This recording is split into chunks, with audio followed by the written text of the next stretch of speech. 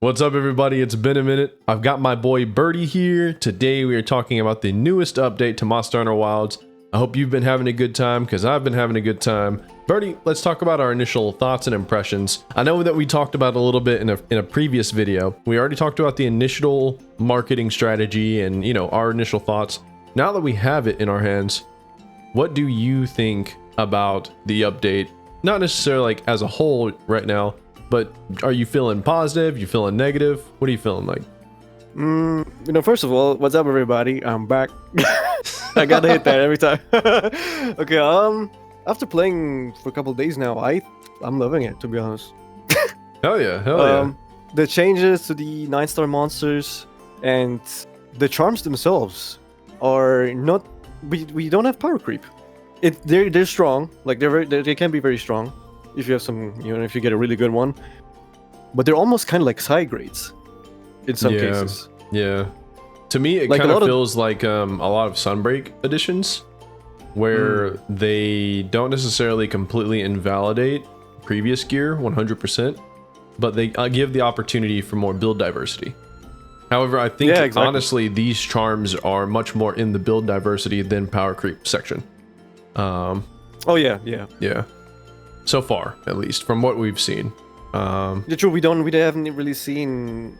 I mean, data miners probably already know what you can get, right? Yeah. There's already Talisman spreadsheets, but from my understanding, almost all of them are side grades, and that the actual initial charms that we have already, you don't actually lose any power hopping off of them. In fact, you lose power in most cases where you use the new talismans, from my understanding, if you're like talking from like a speedrunner standpoint. Well, what like from the ones that I've gotten so far, I can definitely say all these skill hungry weapons I think will benefit the most.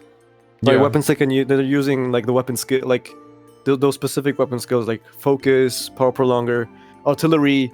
They're eating good this patch. I was chasing after that offensive guard 3 Iron Wall 1 deco, right? And you still don't have it. Right? I still don't have it, but I got a 2 offensive guard, 2 max might, 2 level 1 armor slots. No, a level 2 and a level 1 armor slot. So that's actually going to allow me to have full Iron Wall on SNS as opposed to 1 Iron Wall, because I have an Iron Wall 3 with 1 offensive guard decoration. Damn. So that's going to actually allow me to run full Iron Wall, and the only thing I'll lose is like Counter Strike. So wait, 2 offensive guard and 2 max might? Yeah, 2 offensive guard, 2 max might. Shit. Yeah, that is really freaking good. And for SNS specifically, since the slide doesn't consume stamina, it's literally perfect. Literally perfect for SNS. Yeah, that's really good. Damn. Holy, okay. It's just gonna make things a little more comfortable for me, especially with how hard things hit now, and some of the attacks giving you so much knockback that you will get hit by the follow-up even if you perfect guard. Well, maybe that won't happen now that I have full Iron Wall on SNS. So that's cool. While we're on the topic though of balance, let's talk about the weapon balance changes. We'll talk about this before we start hitting on the real difficulty and how this new system compares to previous new gen title update systems and things like that. All right. I'm not too privy on the weapon balance stuff. From my understanding, there's like slight things like Lance got motion values increased overall, like across the whole kit, and it just hits harder. SNS gets they reverse the nerf on the payback slash after perfect guarding. I don't know if that's actually the name of it. There's like buffs across the entire fucking board. You study up on the patch notes, and you also play almost every weapon in Wilds. What are you thinking right now? Are you eating good? Oh hell yeah! I mean, they adjusted motion values, as usual. They buffed lands. They buffed. They even they reverted the nerf of Sword and Shield, which is. I don't think we've ever seen them revert a nerf before. True. I don't think so. True. Yeah. Like this is, at least I can't remember. And but they also changed up the fluidity, and like the transitions from certain attacks into different ones, which is. Also, I don't think we've ever had something like this before in Monster Hunter. They've been going absolutely wild this base game. Yeah, like we've only seen changes like this in transit between the base game and the Ultimate expansion. Yeah, like between these huge updates, not these like this is a mini quote unquote mini update, like an in between thing between 2 and 3. True, this isn't even a title update. Yeah, exactly, and those changes are also really good for like Great Sword. We have whatchamacallit, I wouldn't call them combos, but transitions from certain moves into TCS or Lance White Sweep into pokes, like goes quicker now, and White Sweep is actually part of the like main damage loop for Lance, especially on down. It's really freaking good. Is it charged wide sweep? Well, no, it's just a basic White Sweep. Just standard wide sweep? Okay. Yeah, it does damages like as much as like 3 pokes. Well, I'm gonna look like a chump on my B-roll playing Lance. Yeah, I mean, I had to be fair, I had to watch a guide to actually know all this, like learn all this, because when you play all the weapons, you can't find everything out yourself. There's no way. Yeah, it takes too much time. I don't have that. Yeah, I don't have that in me, especially juggling multiple monster hunters currently. Yeah, and even stuff like IG. I know you hate Wilds IG. I get it. I really like this iteration, and the buffs that they made to it are really good too. They made the offset easier to hit apparently, and then they also gave the backwards pull hop iframes. Iframes. That is which is really cool. Insane, dude. Yeah, that is nuts. That's really nice. Yeah. That is, dude. That's actually broken, dude. Yeah. You know what it reminds me of? It reminds me of the wirebug skill where you go into the air, but it has iframes. It's the wirebug skill where you go backwards. Recall Kinsect. Yeah, Recall Kinsect. Yeah. Yeah. And I actually used that over Diving Wyvern for a little bit. Well, yeah, because getting is sorry, this is real quick, but getting to max Diving Wyvern in base Rise was really difficult. Yeah, because you didn't have Kinsect Slash, and Kinsect Slash is what really put Diving Wyvern online. Mm-hmm. Yeah. And they gave a freaking Hunting Horn and Tackle, kind of. Oh yeah, right? Oh yeah. The freaking Hill Stab. That's fucking nuts, dude. It's really cool changes. They're doing so much like cool shit with a lot of the weapons. And they're tuning up the monsters a lot. Mm-hmm. Actually, let's not get ahead of ourselves. Let's not get ahead of ourselves. Let's talk about how this new system. Well, actually, were you done talking about weapon balance changes? Well, I mean, I was gonna say, while we did get a ton of good changes, they still didn't give some of the things that people are asking for some of the weapons. Like people want, especially for example for Hunting Horn, they want longer songs or longer performance to be worth it. Because right now it's you loop one song and do encore for the most damage, or people want FRS nerfed, in some way, like remove the hyper armor, whatever. Or we want SAD on CBE. We want, I think one of the biggest issues is there's so many different audiences pushing and pulling, right? So like, to me, Wilds and Swax have the same problem. They're centralized into a specific move, and it's a very pump and dump style of play. Wait, Wilds and Swax? IG and Swax, my bad. Okay. Whereas like classically, if you come from like World, Rise, Swax and IG play very similar, where they use their moveset to dip in and out of enemy attacks while also attacking themselves. They're both known as extremely aggressive weapons, and they both have different ways to punch in and punch out without getting hit. And it's mostly used like for Swax, it's mostly like Morphs and Fade Slash, whereas like IG has things like Dodge Slash, which you can throw in the middle of your Tornado loop, and even Tornado Slash itself, you can use to move. You can use the forward momentum to actually dodge an attack while hitting the monster in like the face with the backswing from the Tornado Slash. Like there's a lot of nuance to that kind of playstyle, and it was mostly a very like there was a little ramp. You had the bug buffs with IG, and you had sword mode gauge, but it was still incredibly aggressive. Yeah. And they both have been funneled into specific moves that, while FRS has hyper armor and the Descending Slash and Rising Spiral Slash do not, Descending Slash has a lot of like forward momentum, but it's letting go. It's holding one button, letting go, and then you hit like 6 times while moving forward. And that's my biggest problem with Wilds IG, but there's plenty of people that like the new Wilds IG. There's people that didn't like the previous IG that like this IG. And same thing with the Swax. A lot of the like Swax speedrunners, they're very vocal about hating Wild Swax and the way that it works. However, there's plenty of people that are trying Swax out for the first time, or maybe they didn't like it in World, or possibly even Rise Sunbreak, but they like this Swax in Wilds. And so they're having to deal with, it's not an issue of they made a weapon worse or better. They made a weapon so different that it has alienated the original people that liked it, and now there's a new audience for it. Yeah.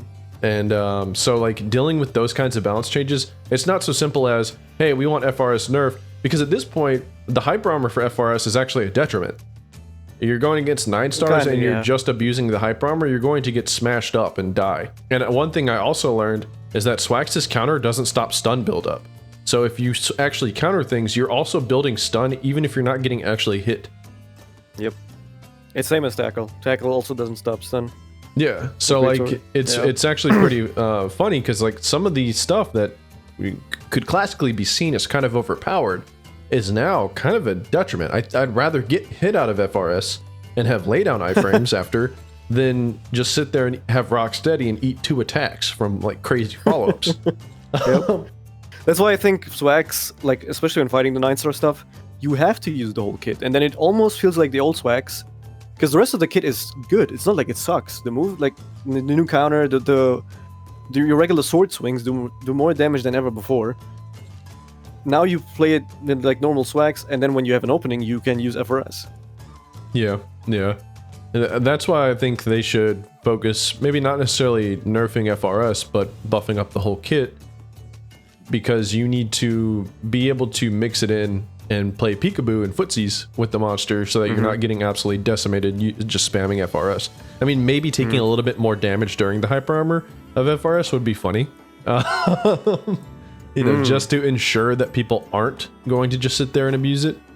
But who knows? They're going to tune it up the way they want to, whether we like it or not. But we'll see what they do. Yeah, it's definitely interesting though how they're making weapon power just kind of go nuts. Like they're giving us a lot of tools to work with.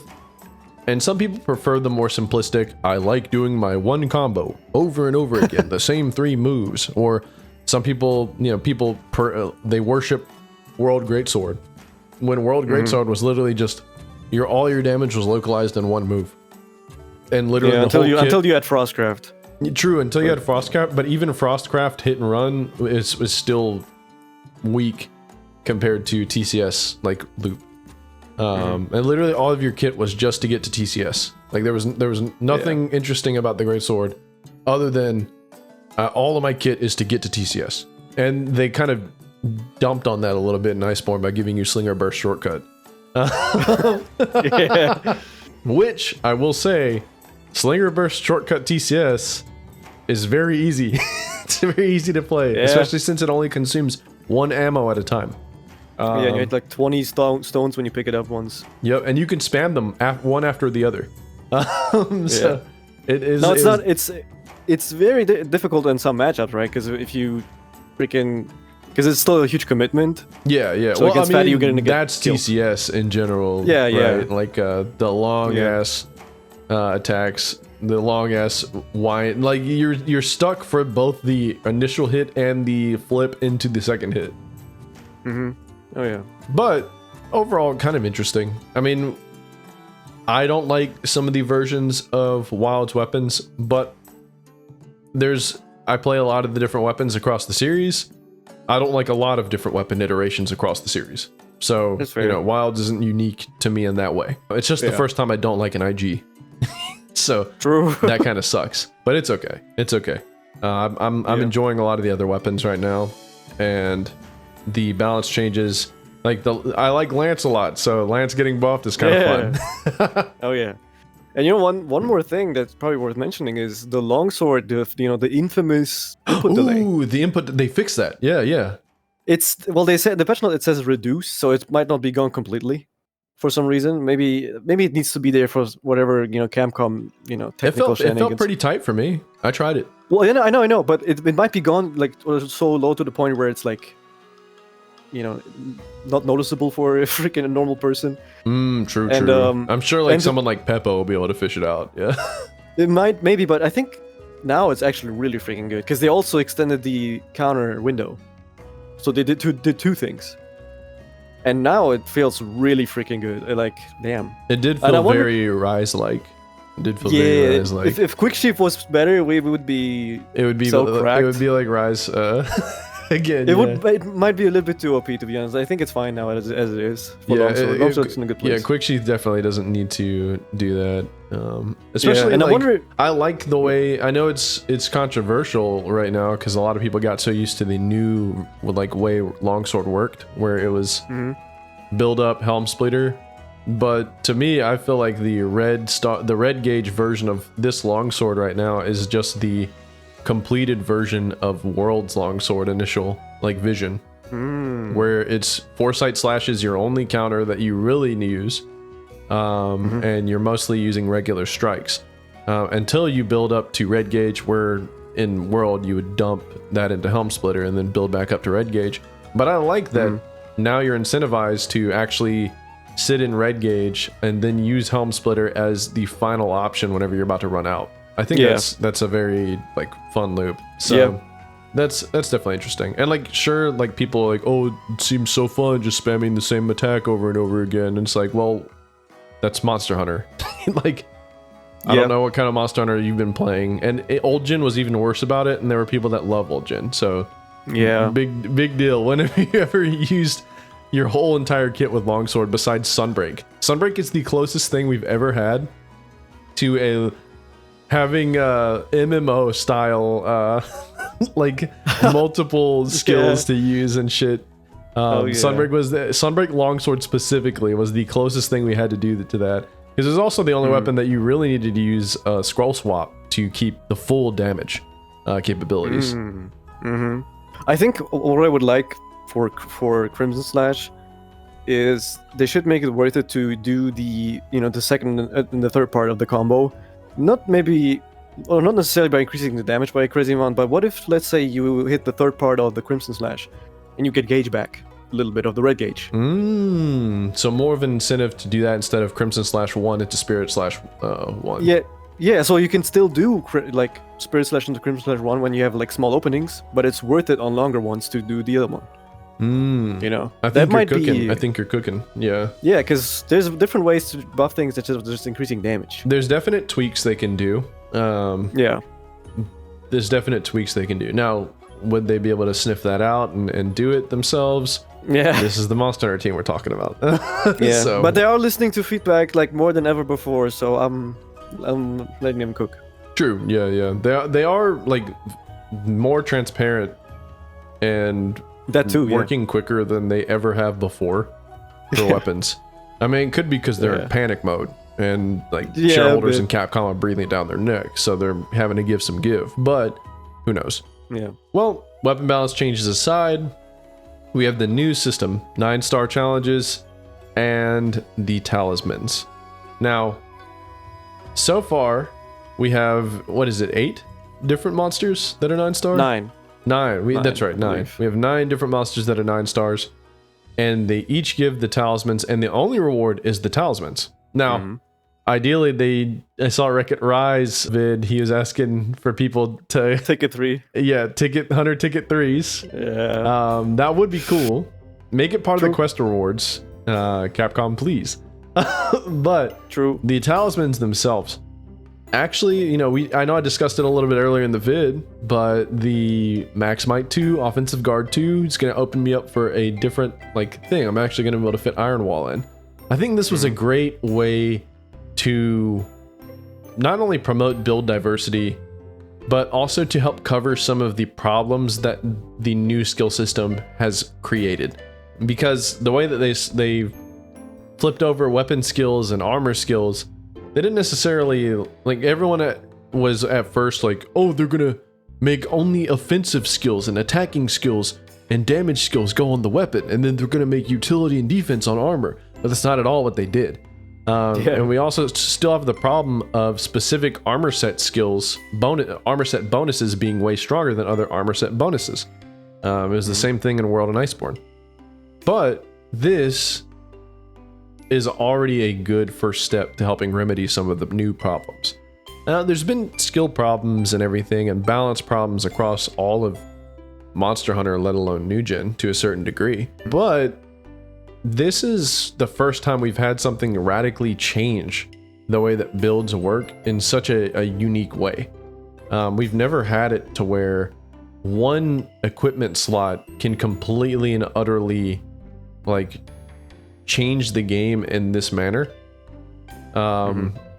And basically patch a lot of the problems that the current system and implementation does, like shitty skills on like base monster weapons, without the lack of deco slots. You know, that's one of the biggest problems with the Ardian grind. It's not the 5% damage increase. No, it's the fact that you get free reign to use 3 level 3 decos, you know, and you don't have a wasted skill on specific weapons. That it's a shame, you know, that certain weapons that they could be good, they have a shitty skill and bad decoration slots because of it. Yeah, I've mentioned this before, but you know how for some reason the Guardian Arcveld decos or weapons have 2 level 3s and 1 level 1, but that's the only weapon, or the only weapon tree that has 2 level 3 decos and then 1 level 1 for a monster weapon. It's because that flagship status. Yeah, but the normal Arcveld doesn't have that. It's only Guardian. Wait, normal Arcveld doesn't have it? No, it's only Guardian Arcveld. I wonder if it's because it has negative affinity and low sharpness. Maybe, but my thing is, if all the weapons had that like combination, that would be so much better for everything. Yeah, that would be nice. Because it would make some weapons go really hard though. Like I think Shuwu has like 3 offensive guard on it. It's like SNS. True. Rest of those weapons would also be good. Yeah. Like really, really good. They're already pretty good because they have crit boost 3. I don't know. I feel like that would fix pretty much everything in terms of like this like discrepancy between Ardian and normal weapons. There's the slots or skill economy. Yeah. It's definitely like interesting how it's shaking out the game. And the thing is, it also builds foundationally upon the current endgame loop.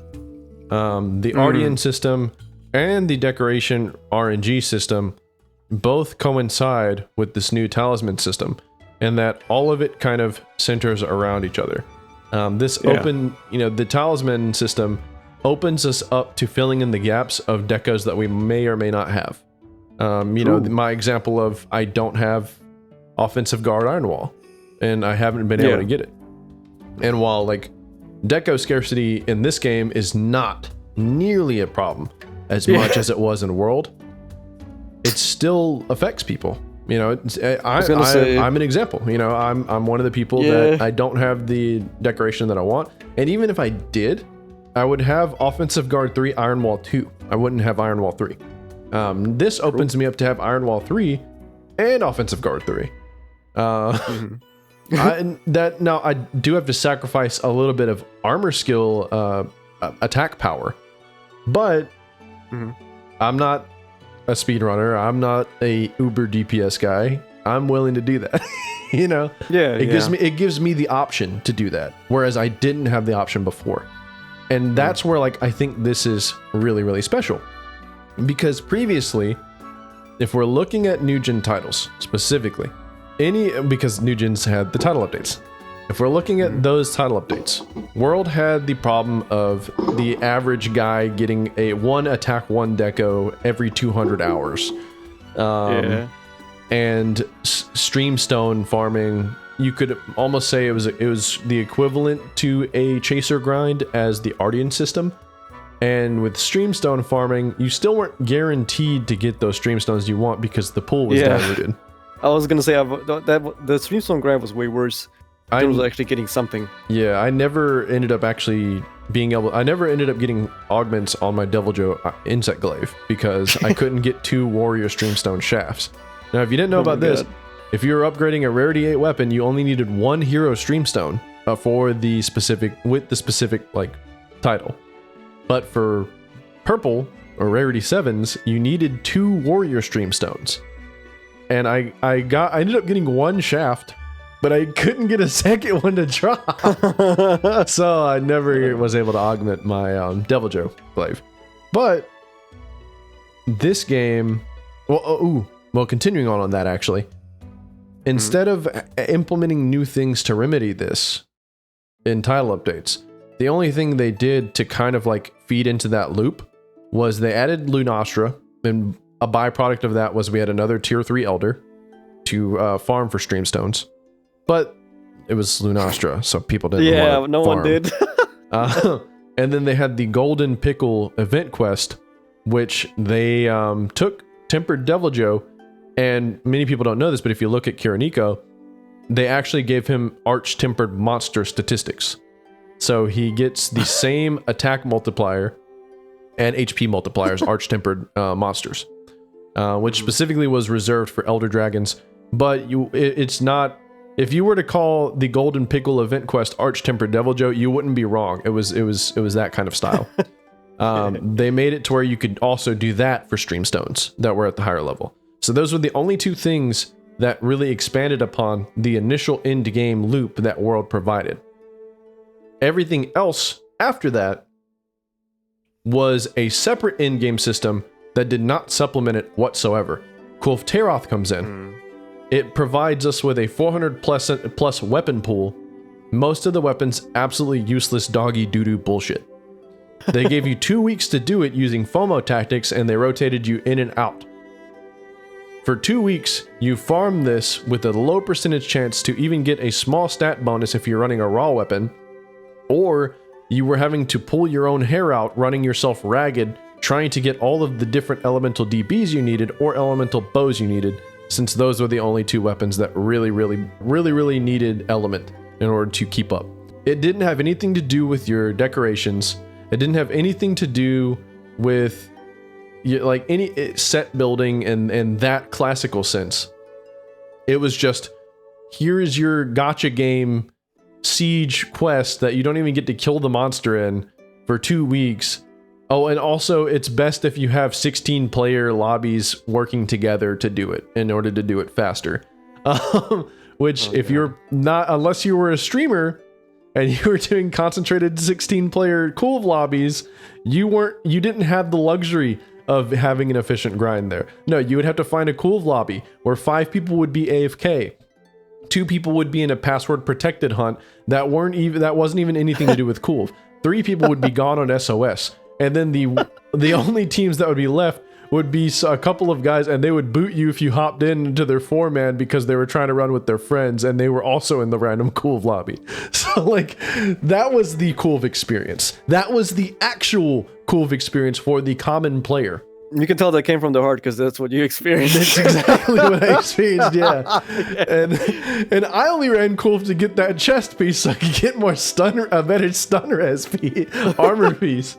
I was lucky because I met some crack German group and they were all like good, and we just ran like almost one phase it all the time. That's so fun. I was a solo player, and I was still it was base world, and at that time I still wasn't any good at the game. I was just I was brute forcing the game, beating it, and like I thought I was like decent enough, but looking back on it, I was dog shit at the game. So like it's funny because Kulv came in and it was a completely separate system that was mostly useless. Yeah.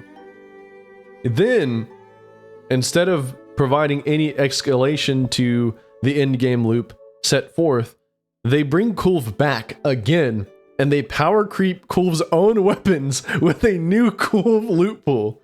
Kajar. Yeah, except for, did Glutton come out in the first Kulv, or did it come out in AT Kulv? Do you remember? Wait, who did? Glutton, the HBG that was...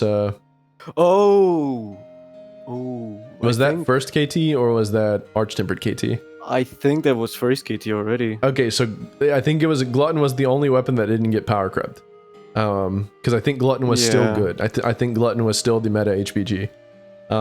When it spread, I think it was spread. It was spread. Yeah, it was spread. Yeah, it was a spread. But even then, in World, people were running stickies a lot, and or slicing until it got nerfed. True. But stickies stayed around for a long time because it was you were able to keep a monster down the entire hunt. If you had a sticky heavy bow gunner in a Kush lobby, or Kush Timbered lobbies, it was guaranteed easy claps. I mean, any of the elders really, besides Lunastra, kind of. But even then, you could still keep her glued to the floor if you had a sticky HBG. So, World didn't actually provide any extra supplement to its shitty end game grind. Behemoth comes out, and Behemoth doesn't provide anything other than having a boosted up, powerful fucking armor set that power crept everything. Yeah, they probably felt bad. They were like, "Here, we guys see you struggling with the end game. Here, have some good armor at least." Yeah. So like, it didn't do anything for the end game loop. It would just provided like, okay. And the thing is, you didn't have to beat Extremeth to get the Draken armor. You could just beat regular Behemoth. Yeah. So I was like, okay, here's your overpowered set you can use, but we're not actually going to do anything about the decorations and augments. And that was World. They didn't actually expand on the end game whatsoever. Rise We did get one event quest though. Remember, Arch-Tempered Great Jaggers.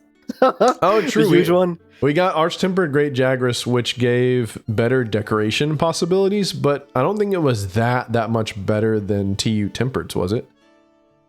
No, but I think he had like a higher chance to drop certain like decos, if I remember correctly. I think that's why people farm TU2 Tempereds, though. Maybe. So if you're unfamiliar with Base World, the tier 3 Tempereds were Elder Dragons, and people mostly farmed them for Streamstones. They also gave good decorations, but the reason why people fought tier 2 Tempereds was because tier 2 Tempereds had a higher chance to give like specific decorations like Elementless or non-elemental boost, which gave you 10% in Base World. It's only 5% in Iceborne. Mind's Eye, Protect Polish, like things like that. So that's why people were fighting tier 2 Tempereds a lot. Yeah. So Base World didn't really have much expansion on its shitty end game. Iceborne, it expanded a little bit on its end game. It actually completed the Guiding Lands. Title Update 1 added the Frost area, or was it the Volcano area? I think it was Volcano area. Volcano, yeah, with Rajang. Yeah, Volcano area, and then Title Update 2 added the Frost area. Now, for anyone that farmed Guiding Lands, you would know that the best places to have upgraded for augments would be Volcano, Ice, and Coral Highlands, specifically for specific augments. So they did like give a new zone, and they also improved the Guiding Lands over time. It was pretty dog shit at launch. And they had to patch. There was a patch specifically for the Guiding Lands before Title Update 1 even happened. But only like, I think maybe only 2 to 3 million people ever even experienced that version. So sucks for you guys if you hopped in. I know I was one of them. Same. So that you had that kind of expansion, and then you mostly had a lot of the same, where it was mostly just power crept armor, Safi Jiva, Raging Bracky, Fatalis. Alatran had like a decent armor piece, and then you could use his weapons against Fatalis and be okay with it. But yeah, it didn't really expand too much because, well, actually, you also had they added event quests where if you were MR 100, you could fight Tempered Teostra, Tempered Lunastra, or was it Tempered, and also Tempered Kushala. Yeah. It was people mostly fought Tempered Teostra, and it was that event quest that gave you really, really good decorations all the time. So at least they did that. Which is still kind of was a shitty thing, because like it was like near the last title update, wasn't it? It was like near the last title update. Maybe that. Maybe I don't remember. Well, even then in Iceborne, I didn't really run many investigations at all, which was very different than base game, where like people were running investigations a lot. I think the only time I ran investigations was whenever I needed a Lunastra gem for one of the armor pieces I was making. I think it was a Sharish Valda piece. Well, don't forget, before the Teo quest for the event quest, there was also the Zenogre quest. Oh, true, for decorations. And that people ran that a ton. Yeah, people ran that a lot. Okay, so they use like event quests to basically fix the shitty systems. provide an easier way to grind their shitty deco system. Guiding Lands was a better version of the initial Streamstone system, even though it was tedious to level up the zones, and there was a lot of problems with it, like having to mine ore to get specific, like to build up an ore meter, and then you could, which led to problems where people were joining Guiding Lands SOS, and they would do it based on the level of the zone, and if the ore was filled up or not. And they would come in and they would steal your ore. Yeah, they would snipe your ore. And if someone took the ore, like special drop, it would drop the meter all the way back down to 0. So you would have to build it back up by mining more ore. Like, it's shit like that. Like, that's the kind of shit people were doing in Iceborne in order to help mitigate the shitty Guiding Lands grind. At least but one thing at least for the guiding lance is that, the reward was pretty much guaranteed. That's the thing, You would get what right? you wanted. You would be able to guarantee your rewards, which was nice. That was the best aspect of the guiding lance. Whether you're a guiding lance hater or a guiding lance lover, you can't deny that working up to a guaranteed power boost is a nice feeling. And they actually did that again in Sunbreak through the anomaly augmentation system. But getting to that, base rise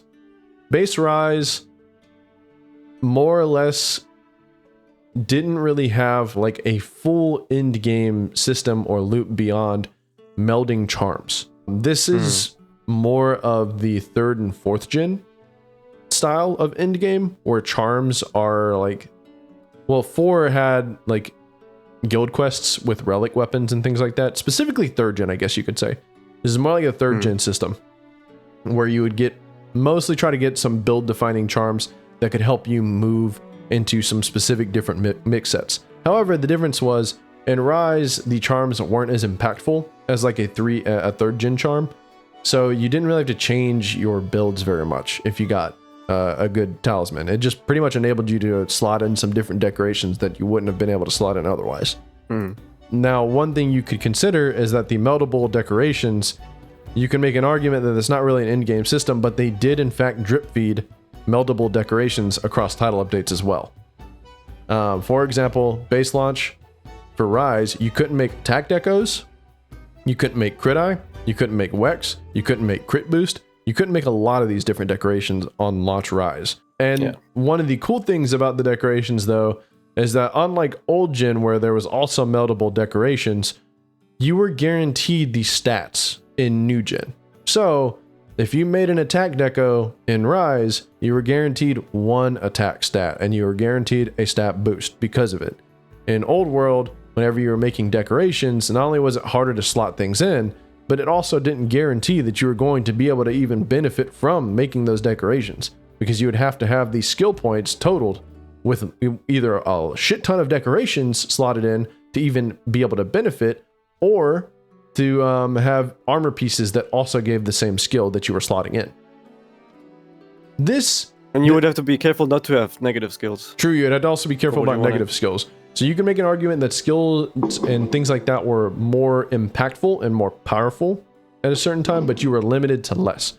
Some people actually prefer this system. As a person who's been a part of both, I see the pros and cons of both. I do prefer new gen systems more, but if you know, getting handicraft and progression low rank and high rank in like Monster Hunter 4U is a better stat boost in progression than getting any fucking set in low rank and high rank new gen starting off in prog. It is like it is immaculately powerful. It is insane. But continuing on, so Rise did drip feed those decorations, and those were like guaranteed stat power. Like those were guaranteed, but they also utilized monster parts as well.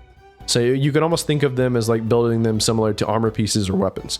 So that is a definitely like interesting thing in a way, in that you would have guaranteed power going into G rank, which is a big criticism people have with the new gen title updates, or that people have in general with low rank and high rank providing things that are just going to be outclassed going into G rank or master rank.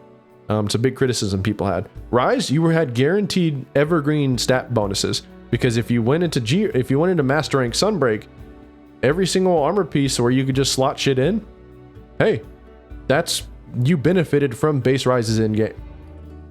Which is big. Yeah, which is really big.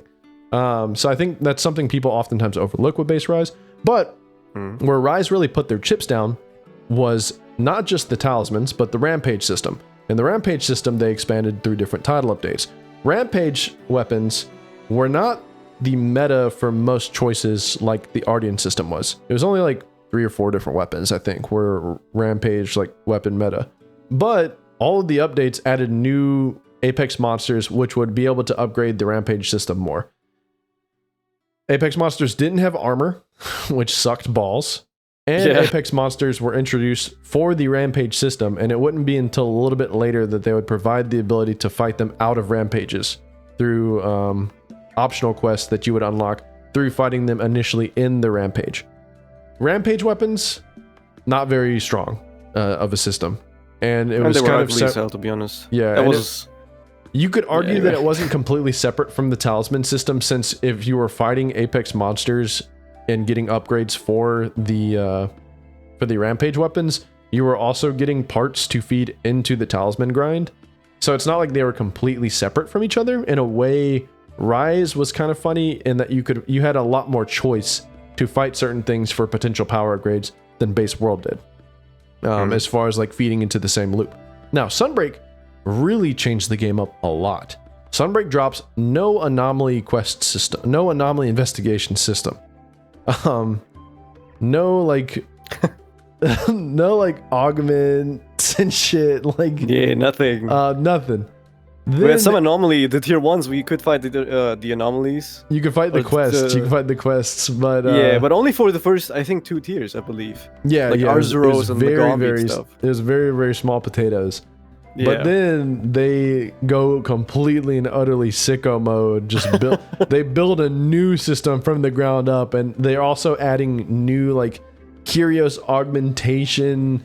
like different slots you're able to like different styles of rolling you're able to unlock at the higher levels of anomaly.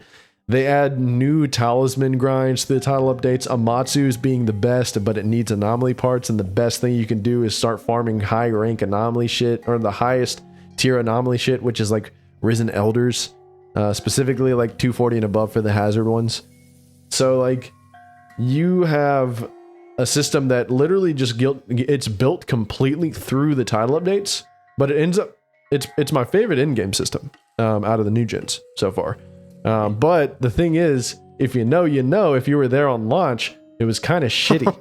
And going from title update to title update, it was kind of shitty. But if you go back and you play the completed product, between the level boosting all the way to 220, and then they also made it to where if you're 220, anyone that posts like level 300 or even special investigations and below, or and like 220 to 300, you're able to join that, unlike the 20 level increment that they were doing the entire time they were feeding the game through.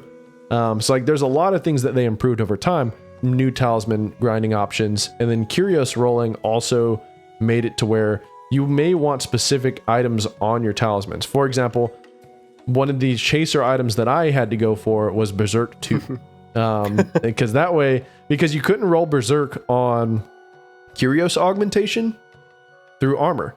So if I didn't want to use Chaotic Gore arms or legs, I needed Berserk on my talisman. So that's another thing. So I think as far as like improvement goes, in the midst of this, Wilds has done more to expand upon its initial end game grind and like the implications for build making and build diversity.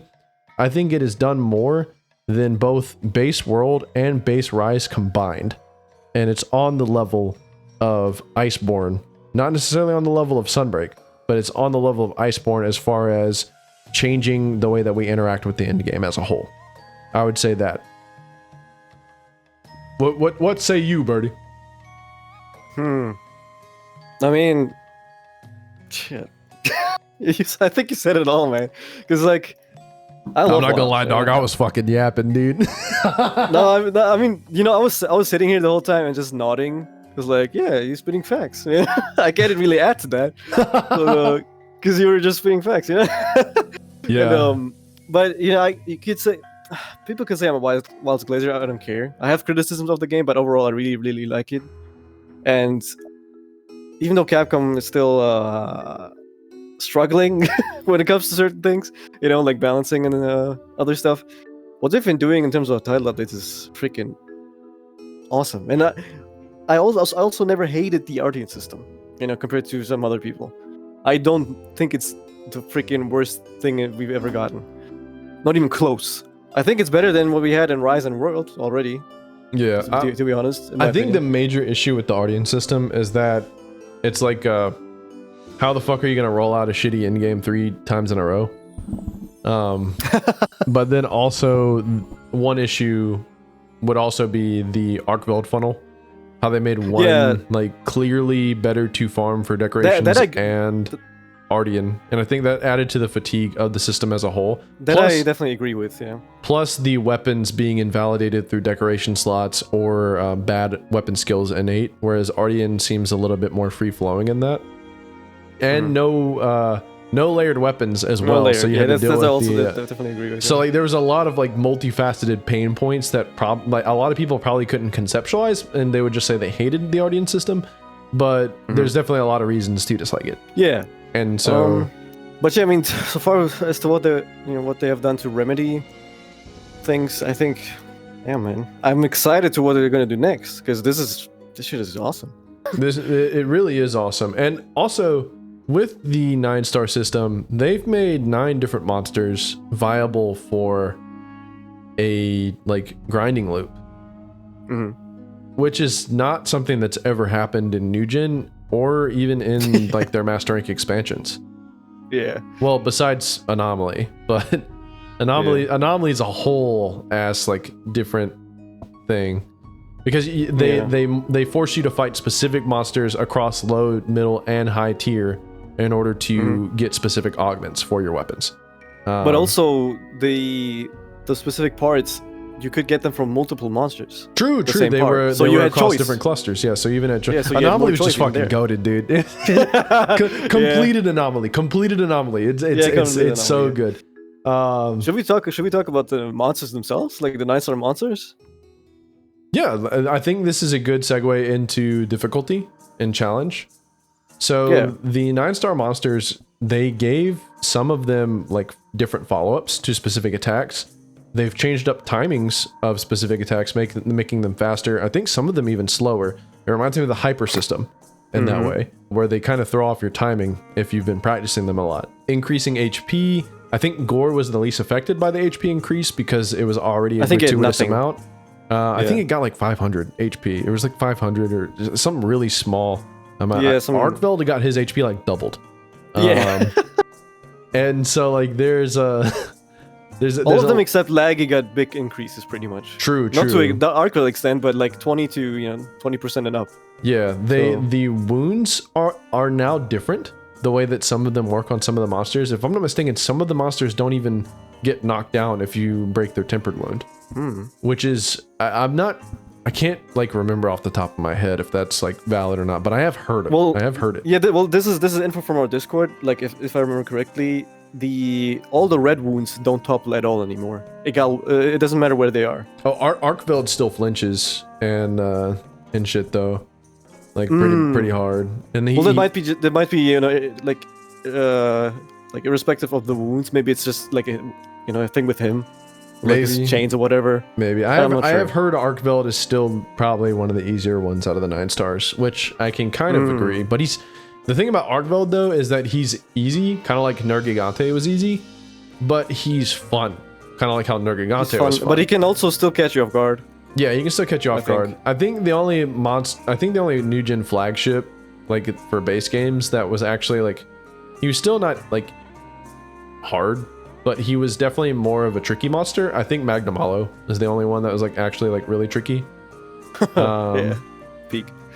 And also, it didn't help that Magnamalo had shit zones. So that's the thing. Like, unless he's like powered up. Yeah, he had shit zones, whereas Nergigante and Arkveld were very, very squishy boys. Well, no, Nergigante also has really bad hits. Not Nergigante. What am I saying? Freaking Arkveld has. True. Really... Well, I'm talking about the chains mostly. The chains, like you can.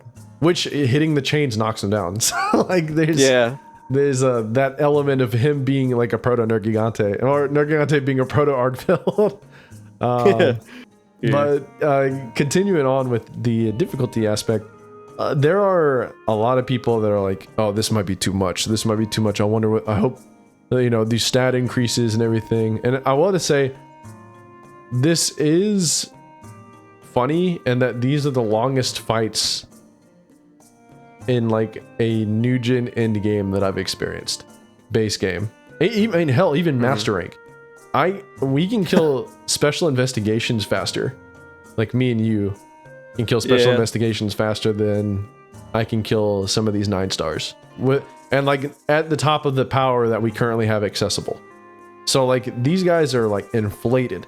I mean, people were bitching about fucking time and all that, you know, not realizing different aspects of the time that go into it. Like whenever you're going through progression in Wilds, the timer doesn't start until you actually get to the monster, unlike World or Rise where it starts from the base camp.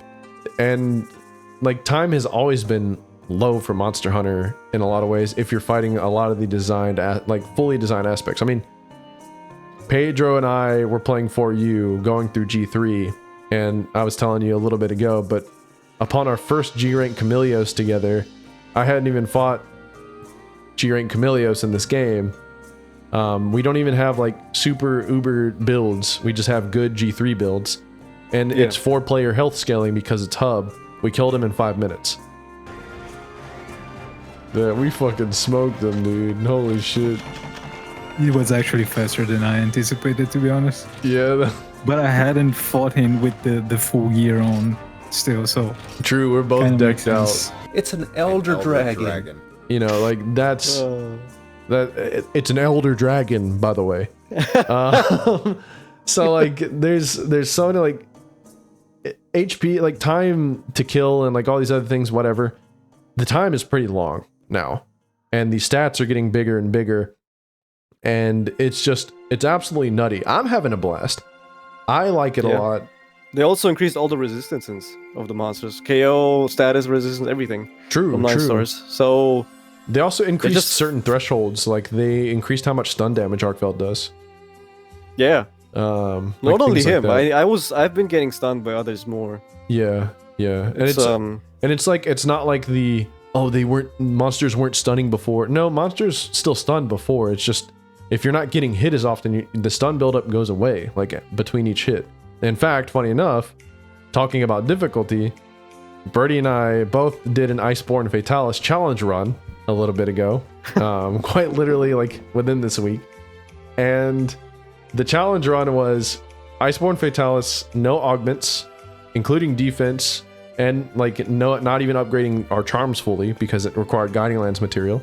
Berti actually didn't even run the full charm upgrade before the Guiding Lands material for his.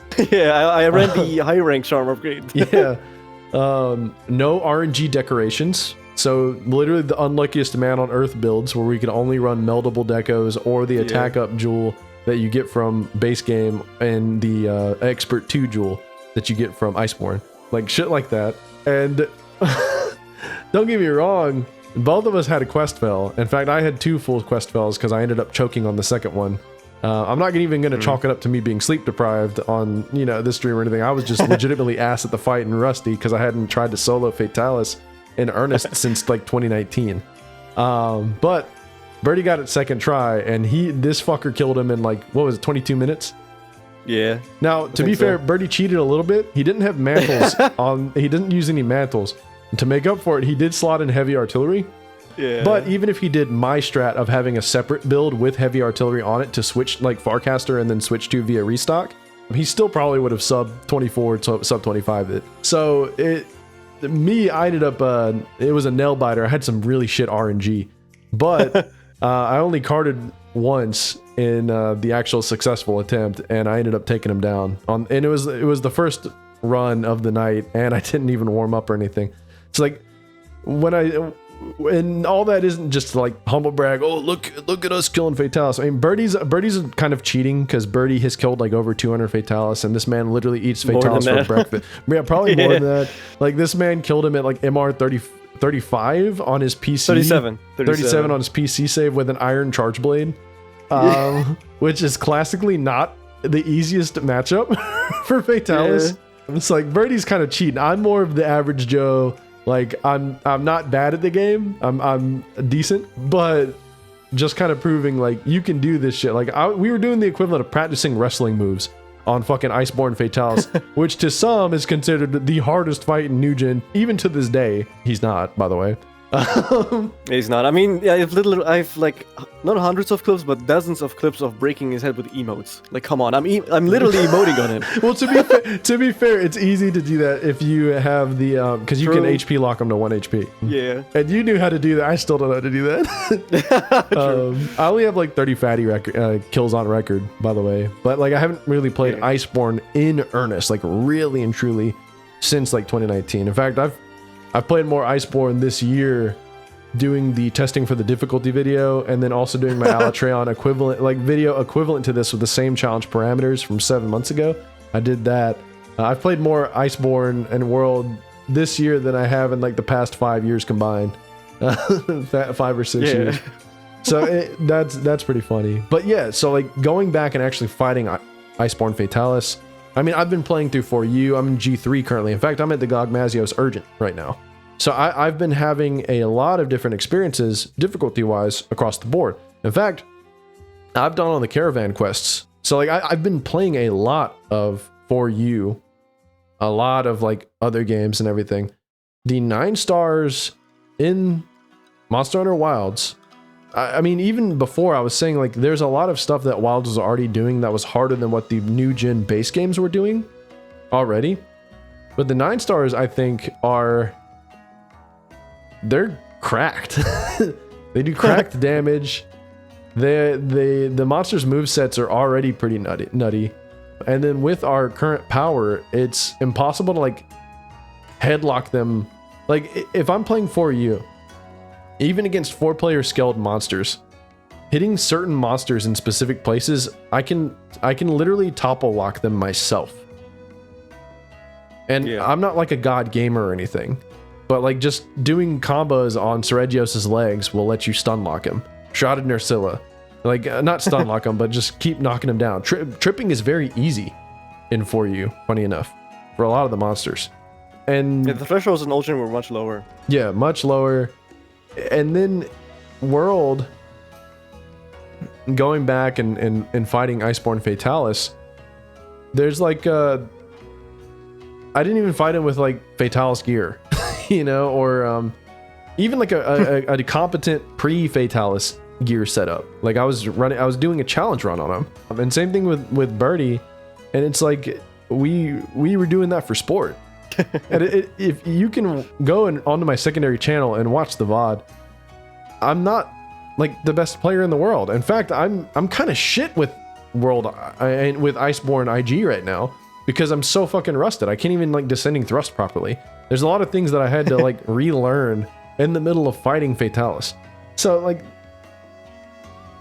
not saying Iceborne Fatalis is easy, by the way. He's not easy. He's difficult in a different way than like the 9 stars. Yeah. What I want to express here is that with Fatalis, if you figure out the fight, like if you figure out that you need to use heavy artillery with roaming ballista, if you figure out that you need to hug his ball sack in order to help mitigate a lot of his bullshit with his moveset, if you figure out where to stand whenever he's doing his 360 thing in his final phases, if you figure out that you need to get a head break before phase 3 happens so that you don't get one shot by fire attacks afterwards, like he's a puzzle boss. But when I'm fighting 9-star Seregios, or I'm fighting 9-star Lagiacrus, or even like Jin Dahad has some things now that are kind of scary at 9-star. When I'm fighting these guys, it reminds me of how I feel going in and fighting like deviant monsters in GU in groups and like things like that, where like there's an element of there is an imminent danger that can happen at any moment to like my team or to me that can completely turn the tide of the entire hunt. And that's a fun feeling. And Wilds, despite giving us all these different tools and even buffing our weapons, has provided us with this feeling. And you know, me at least, I know that there's a lot of other people that I know of that are expressing the same thing, but that is fucking awesome.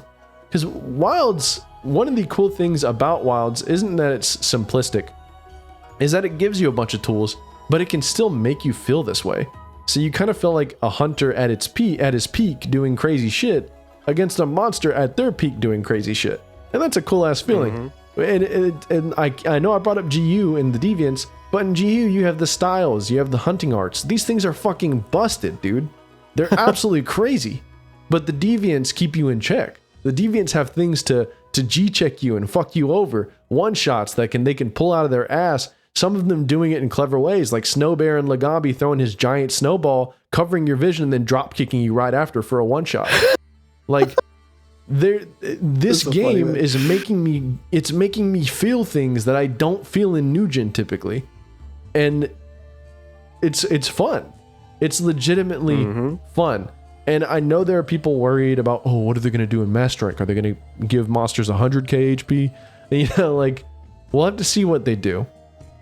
But the thing is, if they keep upgrading stats, they'll just have to upgrade how strong we are. And you could. I was about to say this. Yeah. And one thing, like, people are like, oh, well, if they do that, then it's going to make the lower tier monsters even easier. It's like, when have they not been easy? What Monster Hunter can you not have a finished HR gear setup and then go back and kill the HR version of, like, Great Jagras and not beat their ass in 30 seconds? You know, like, what Monster Hunter has that not happen? So, like, that's a complete moot point. Like, you're not gonna, if you're gonna bully something in a full something meant to be fought in progression to get to the harder stuff that you should be building for. What do you think's gonna happen to them when you've built for the shit that's actually supposed to be what you built for? You're gonna go back and you're gonna beat their ass. Yeah. Yeah. What do you think, homie? I know I've been talking a lot. Yeah, well, you're pretty much saying a lot of things that I would say. Shit, I already enjoyed. The thing is, I already enjoyed WoWs before this update. You know, like, especially the 8 stars already. I like the 8-star fights because they did some great changes to those. We talked about it, you know, in previous videos. And the way they changed the 9 stars, you know, compared to the 8 stars, is instead of just giving, more damage, more HP. No, they actually, you know, changed up the movesets a little bit. Some have new follow-ups, certain attacks, and sure, some got more HP. Like Arkveld really needed it. You know, he was the only 8-star. It was the 8-star with the lowest HP, which makes little sense for a flagship. Well, it's because they didn't touch him. He was the only 8-star that existed before, and they didn't touch him after the 8-star. Yeah, update. So the way these fights feel is crazy. Like you said, with comparison to Deviants, and what they also changed, what we didn't bring up earlier, is they removed the wound resistance from 8 stars. The 8 stars had, but they did changes to the wound. But they did changes to the wound, so it wouldn't, you wouldn't freaking topple chain them with normal wounds. So now you get all of these wounds, but it feels kind of right because they have so much HP, and they don't fall over, so they still fight back.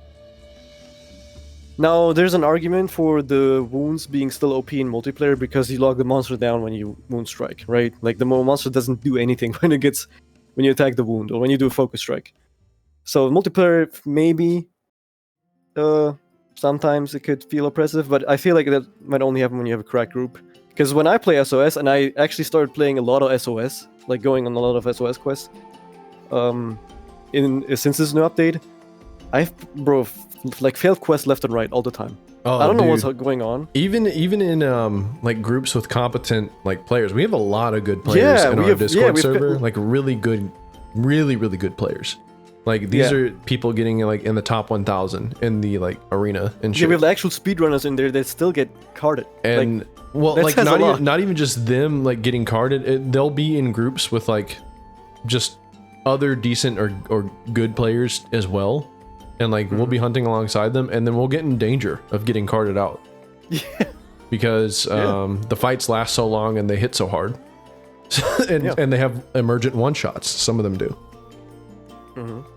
It's insane, dude. You can keep going though. You can keep going. But with the tools we have, I think it's fair. I don't like, for example, a lot of the EX deviants because they are overtuned even compared to what we have in GU. At least for most weapons. Valor longsword can shit on everything. I'm just joking. But at least to an extent, a lot of matchups get freaking trivialized when you're good with Valor. There's a weapon style and art that can just definitely like if you're running adept DBs, you can just pretty much, as long as you execute properly, you can be nearly invincible with Mega Dash Juice. Yeah, and but that's the thing. Like I think with 9 stars especially, they finally gave us monsters that can hang.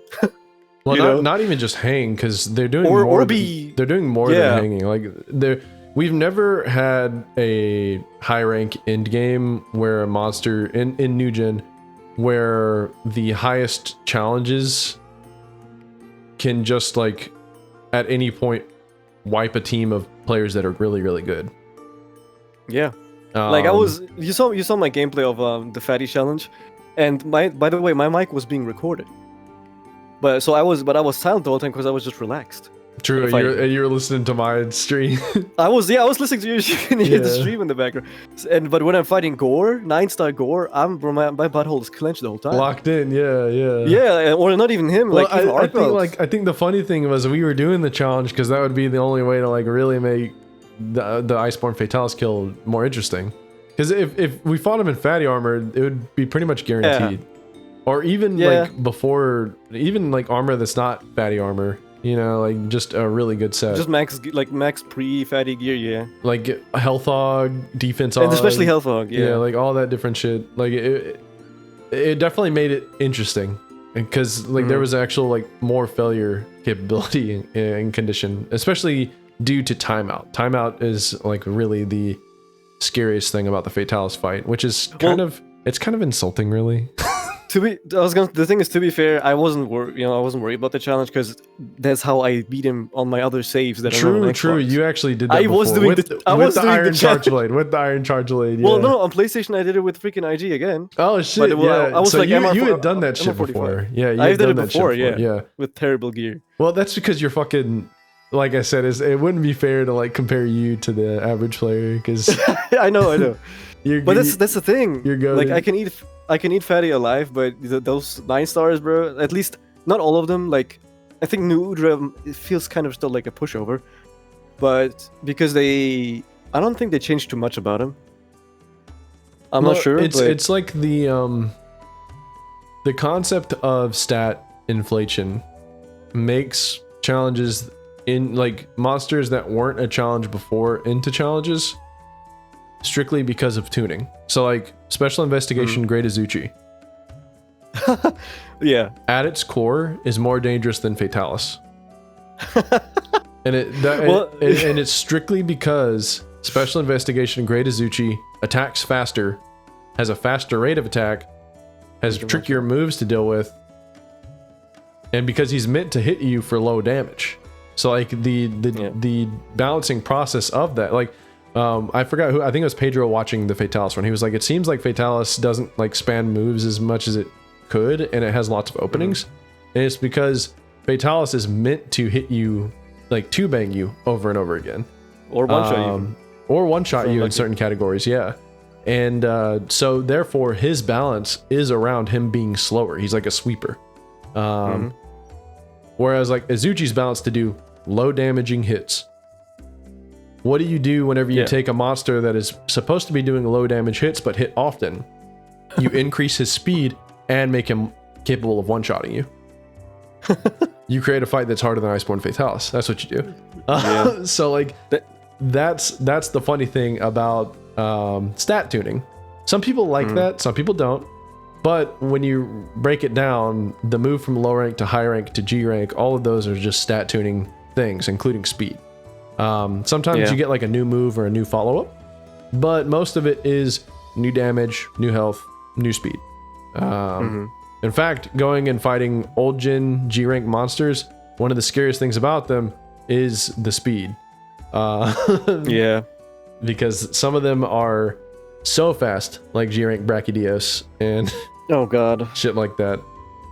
So it's stat tuning is definitely like, some people kind of sniff, they stick their nose up because they're like, okay, well it's only hard because you're raising stats. Well, that's the point, right? Fatalis and it's also if Fatalis could only 4-shot you, he wouldn't be near as dangerous. He wouldn't be near as hard. You would be able to health augment through everything,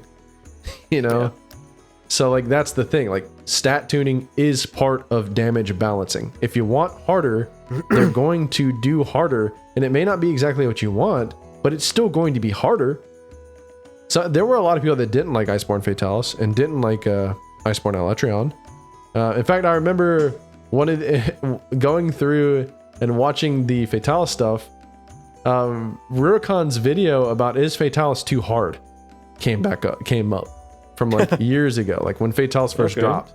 I believe I didn't rewatch the video, but I believe at that time period, Rurikon was talking about how the community was like, there was a lot of people saying he was way too hard. And Rurikon, I believe at that time period disagreed. I think he was like, it should be hard, which is based Rurikon W on that one.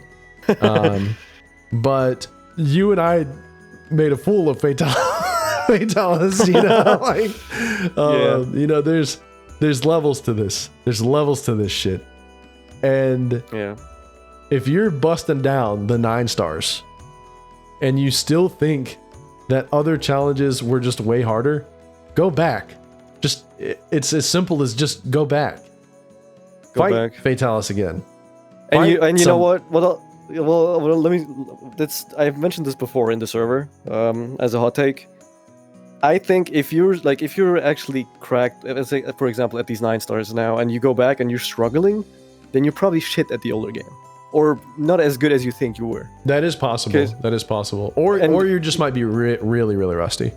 Well, I mean, my opinion is like they never were as good, because then they wouldn't be surprised by the difficulty of wilds.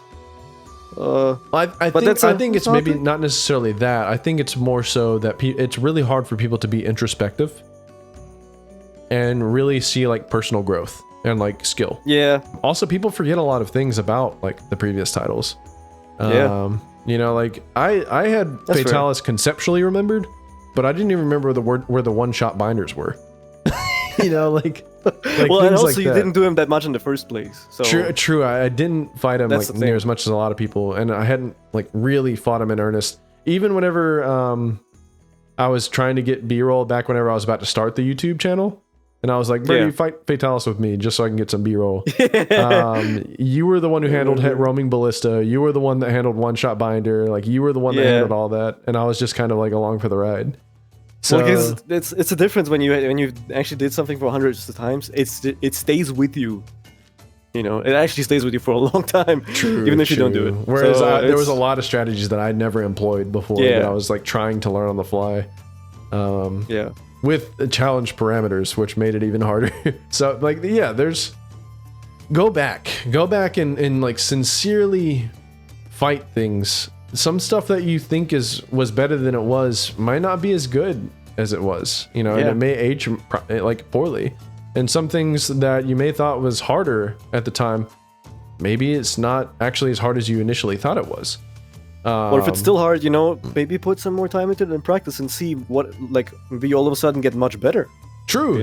Like the I'm not bragging or nothing, but even without knowing the shit on my scripting run on the first attempt, I got him down to like 10%.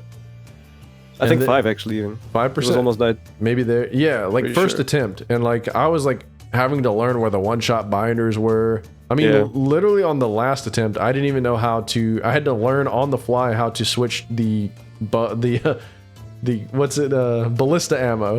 Like I didn't even know how to do that. Shit like that. So. Go back, you know, sincerely give some stuff a try. I mean, Fatalis, I still like think of as one of the better highlight reel fights of Iceborne, but going back and fighting him, I've always hated Clutch Claw. I hate it even more now. And the only thing I can think of whenever I have to use Clutch Claw, even against Fatalis, is I'd rather just fight old gen Fatalis at this point. I'd rather go and fight him in GU or 4U, which I have fought Crimson Fatalis in 4U. I haven't been able to fight the other ones yet. And the well, in GU I've killed all 3, but I'd rather just play more, fight the Wilds 9 stars or fight those ones than having to deal with Clutch Claw on this shit. There was like dumb shit where like there's small ledges like on the maps, and I was like, man, it feels like 4U bullshit right now. And I'm getting fucking hit. We both had that. the phase 1, that one ledge that's in the That freaking one arena, fucking ledge, for dude. you and me, he was sitting on that He thing. just sits on it. He just fucking, Bro, he knows. that was- he knows. And that was, I swear to God, that shit annoyed me too. I was just, oh my God, man, that was so stupid. Yeah, that shit was bad. Ledges suck in every Monster Hunter, okay? It's not a new gen problem or old gen, they suck everywhere. Yeah. So, like, sincerely go back. Like, Yeah. there's bullshit that you won't like in any Monster Hunter. Like, for real, if you're being intellectually honest with yourself. Yeah. And it could be your favorite Monster Hunter. There's shit that I still don't like about GU. There's still shit I don't like about Sunbreak. You know, that's just the way it goes. I'm having a blast with 4U, even though there's a lot of shit I don't like about it. You know, like, I think the map design is dog shit. I think every single map sucks fat balls. Like, from a functional fighting standpoint, like, they look cool. I like them how True, they visually look they're very aesthetically, nice. but how they actually perform mid combat and like all that shit, they're ass. They're just ass. that's all I can say. And I gotta say also this, in terms of verticality, that's a negative for me in old gen, because climbing takes fucking ages and it takes like a million stamina. No, just let me fight a monster. Like, bro, I hate. Like, Well, I hate even when a just monster like every single floor has like 3 ledges, like around. yeah, like them. or every area that has multiple areas, and all of a sudden not multiple areas, multiple levels, and then all of a sudden the monster's above you, and you have to freaking chase it because sometimes it just sits up there, bro. They'll sit up there and they're designed. Some of them are designed to spam fireballs at you from the top. Oh my God, like man. shit like that. Oh yeah, that's not very good. But anyways, otherwise having a blast. But yeah, so keep that into consideration. I think the 9 stars are pretty cool. I like the challenge and the reward. I've got the Maximite offensive guard talisman. I haven't even been able to farm all that much. And then I've also got I got a fucking freaky ass talisman. I don't know what Capcom meant by this shit when they gave it to me, but I got a freaky ass talisman, bro. What the fuck is this? Yeah. One other thing though, to kind of like put a cap on this, there's been a heavy criticism going around in the Monster Hunter community right now, where it's like, oh, only 9 of the monsters get 9 stars. I guess none of the other monsters in the roster exist, and it's like, when has Monster Hunter ever incentivized fighting every monster? It was one of my biggest criticisms of the Monster Hunter series, working through it for a while. And when they finally did it in the anomaly system, people fucking hated the anomaly system. What do you mean that you don't want a stat bloated Izuchi or Baggy or Arzuros, but you want one now with wilds? Not saying the same exact people are complaining, but what I'm saying is, where were these people complaining about this during Sunbreak? Where were they? Mm-hmm. You know what I mean? Maybe the critics aren't the same, but someone had to change their mind.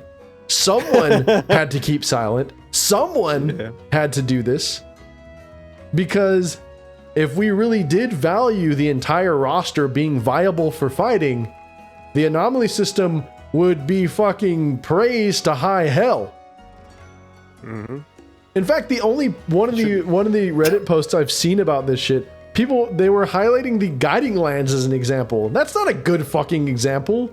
Trap spamming a low tier monster for points over and over again is not the same thing as being forced to fight a specific cluster of higher statted versions of monsters that are actually able to keep up with you at that time period for guaranteed power upgrades. Guiding Lands monsters, if you were fighting a fucking Great Jagras in the Guiding Lands, guess what? You were fighting it as if it was just Great Jagras and an optional quest. It was a baby back bitch that couldn't keep up with you and couldn't do fucking shit. And guess what? You were trap spamming him for good measure just to level up the slow ass leveling Guiding Lands that took away points from every single fucking region before they hot fixed it. Fuck Iceborne! Hey man! I'm just kidding. I'm keeping that in.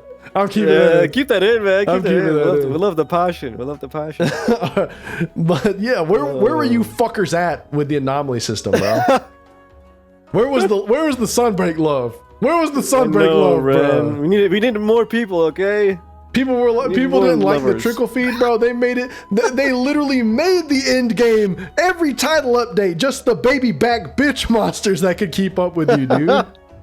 Every single update, people were like, "This is bullshit. Why do I have to fight a Zuchi to level up?" Fuck y'all.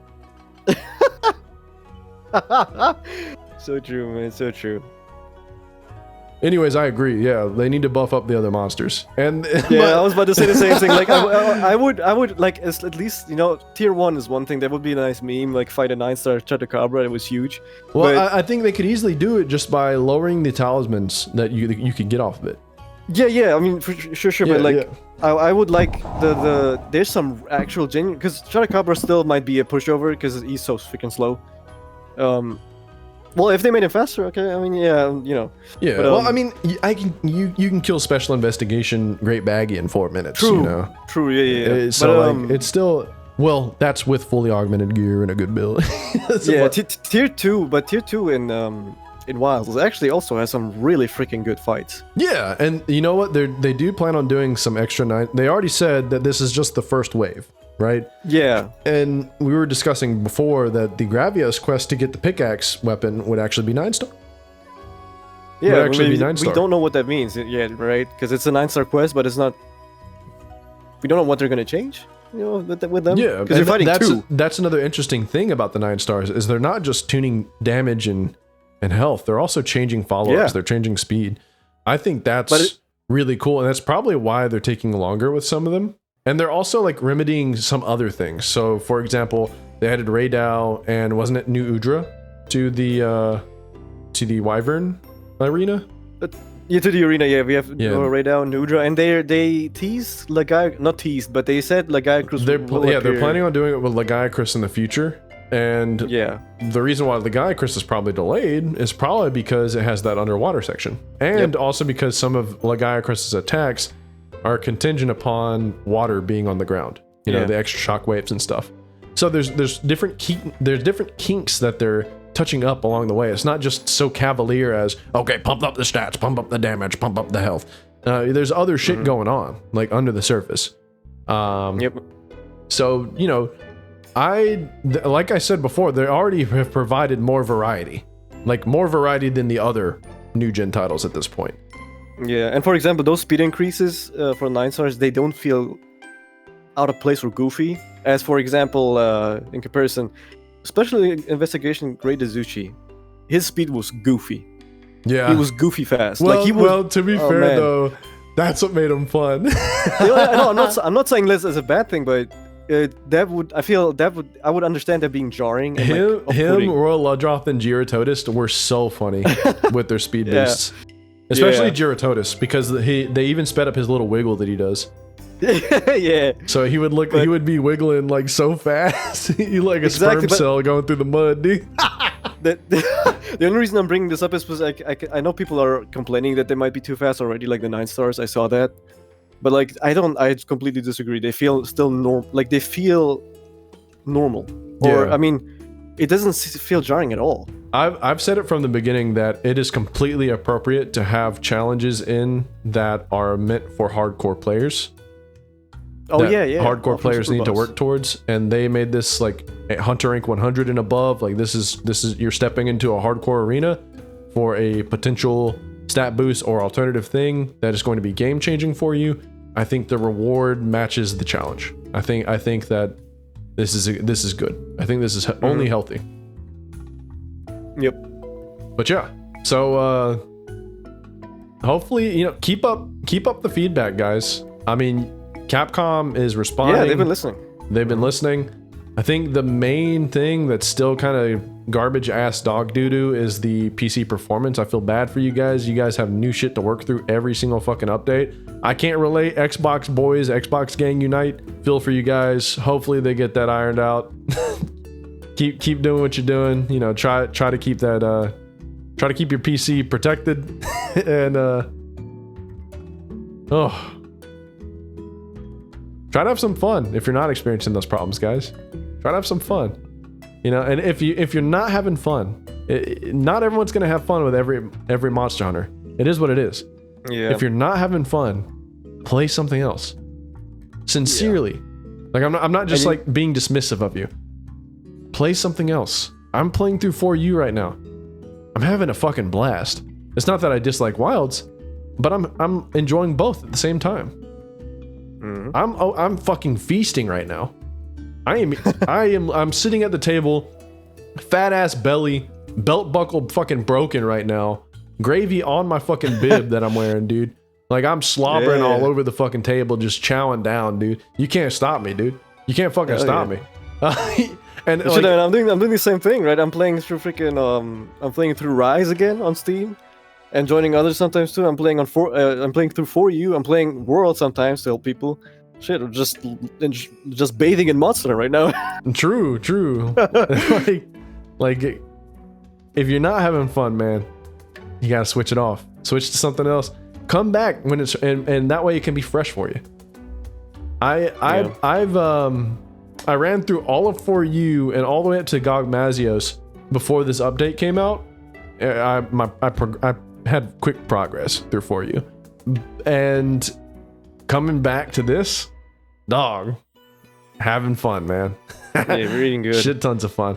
Well, anyways, oh, you go ahead. There's one thing that I want to ask the community, and to mention the black sheep of Wilds once, at least in the video, regarding the performance stuff. Guys, try not to spam every Capcom post or like every Monster Hunter team post with like the performance stuff. Send feedback, like, reports, and submit them, and then talk about the performance in those. It doesn't help if you freaking spam the comment section, with performance complaints on the like event quest post. That only looks bad. It makes you look like shit too. It makes you look like a shitty person. Well, not necessarily. It just makes you look kind of stupid. Yeah, like, because that's like, and people do this on like YouTube videos too. Like it'll be not about the performance whatsoever. It'll be about a specific thing, and they'll be like performance bad. And you'd be stupid to think that they're not working on trying to fix it. They are, They really are. But we've only gotten so little because it's fucking with the engine that they used. It's hard. Okay. And this is coming from my game runs great, but I get it. Okay. I wish everyone would be able to play it like flawlessly, because this game is good. So. Well, that, and it can crowd out like actual good criticism.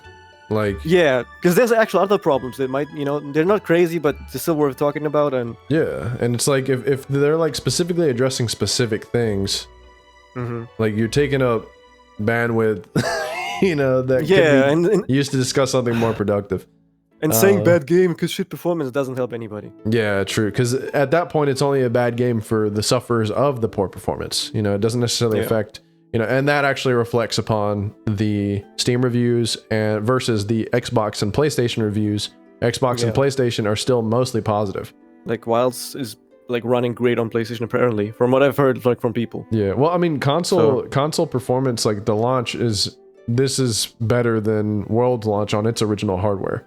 That and people, there is also the what's it called, the PS5 Pro, which some people might have, or a lot of people might have even. And it runs like, great on that thing. And I think the funny thing is like PC people like complaining about even console performance is like, well, console performance has never been as good as PCs. Yeah.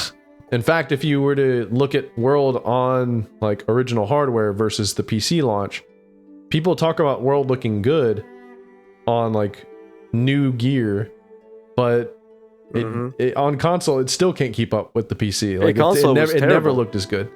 And even if you were running Xbox One X, which was the most powerful console at its time, you still had to choose between prioritizing resolution or performance. And if you prioritized resolution, the game would look a little closer to the PC, but you would be at 30 FPS. Well, you also had three options actually. You had and balanced as well. Yeah. Well, yeah, but balanced was dog shit though on One X. Well, no, there's actually the Digital Foundry video about this. There was a fidelity mode, performance, and resolution. And the fidelity mode, for some reason, had the same FPS as performance. That's why I always played on fidelity. Fidelity? Wait, is that Series X or 1X? 1X. Because there's like, okay. Yeah, but it was still only 40 something FPS. It never reached 60, even in performance mode. True, Never. true. Okay. It was, yeah. It was rough. It was rough. But yeah, that's just the way it is, guys. Yeah. But hey, if you're having fun, you're having fun. If you can't play it, damn, man. Submit feedback, get that shit out. Hopefully things can get squared away. You know, it's still unacceptable that this happened in this way. You know, but we're not necessarily addressing that. We're addressing the update as itself. So please don't fucking... Well, actually, you know what? Actually, for engagement purposes, feel free to put PC performance sucks all you want to in the comments. Just leave a comment. Leave a like too if you want. Hey, leave a sub. Thanks for listening. You guys are great. Got more shit incoming. I appreciate every single one of you. Bertie, you got anything you want to say? Join the Discord. Join the Discord. Link's going to be in the description. Yeah, join the steakhouse. Yeah. Hey. A lot of meaty boys in there. We got a lot of meat. We got a little meat lords in there. We got a lot of meat lovers in there. A lot of meatballs. Hey, stay meaty, my friends. Until next time. But before I let you go, shout out to my members. I can't do this without you guys. Special thanks to Akir, Funnel Loss, Monster Hunter, Sev for short, Impulsive Veins, Mr. MH, El Mango. You guys are the light of my life. Thank y'all for helping support me. Thank you for supporting the channel. I've got dinner ready. Let him cook.